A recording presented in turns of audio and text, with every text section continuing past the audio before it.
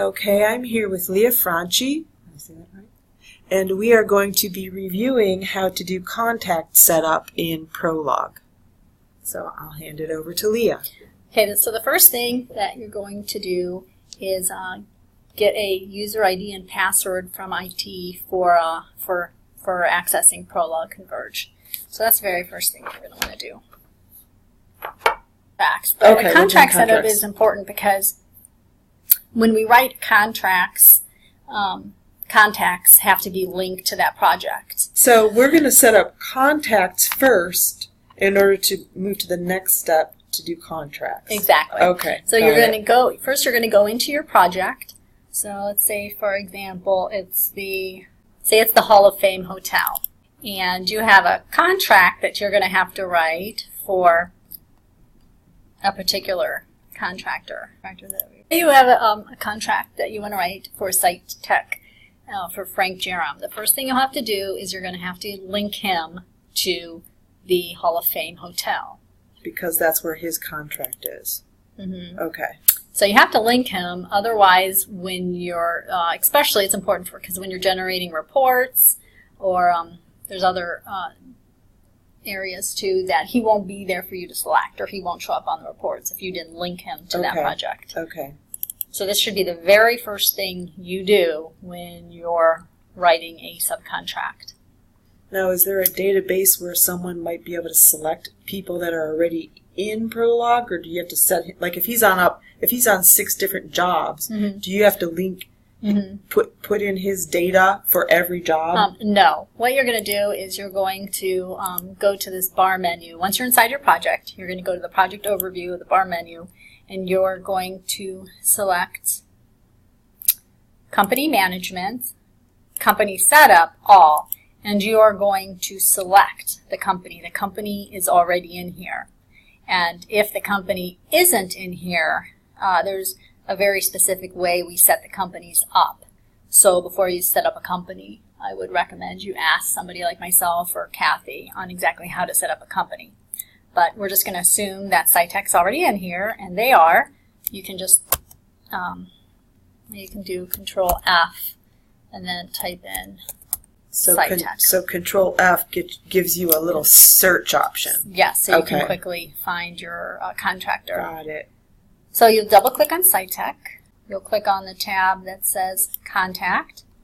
You're going to find your contact, and Frank is our contact for this project. And then you select him? Well, you're going to scroll over until you find the tab that says Linked Projects.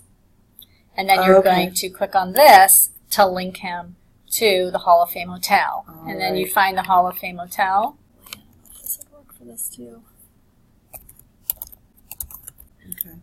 And then so what you're doing is you're linking specific individuals that are already in the database to the project. Yes. Okay. After you've linked him, you're going to click on the Insurance tab. Oh, actually, one more thing about contacts. If he's not in there, you can add him. You would just click the Insert, and then that's going to give you an option to fill in a new contact for that company. But that would be with that company only. It's with that company only, and that's only if only the contact wasn't in there already. That's good. And then the other thing you're going to want to do is we collect insurance certificates and BWCs for all projects. And another thing you want to do is put in a placeholder for the insurance certificate. So you would just click on New, and then you'll see that that the project number, and then just type in COI underneath policy name. And what does that mean? And COI. COI is Certificate of Insurance. Okay. So we also need a BWC from them. More than likely the BWC line item will already be in.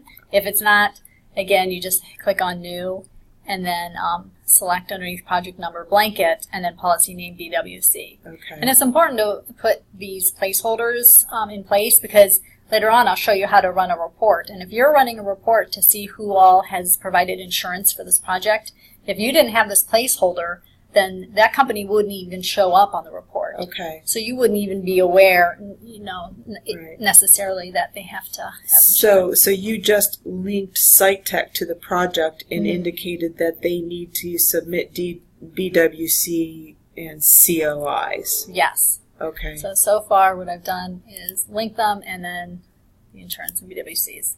Are there any problems that you can discuss in terms of if someone's trying to do this and they run up against some unusual circumstance? What should they do, or who should they seek out to problem solve? Okay. Well, like I mentioned, I already said if the company isn't in there to contact somebody, because sometimes maybe somebody will put in SiteTech again. So now we have SIT03 and then there'll be a STCH.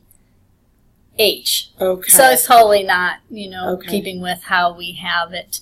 All right. So set up, there are so- very specific individuals that set up companies in Prolog. Mhm. Okay. Yeah, and then of course the other one, like I mentioned, is if you don't link the person to the project, then they're not going to show up on a lot of the reports. And where would you get this information when you are linking contacts? Who would provide that person's name to you?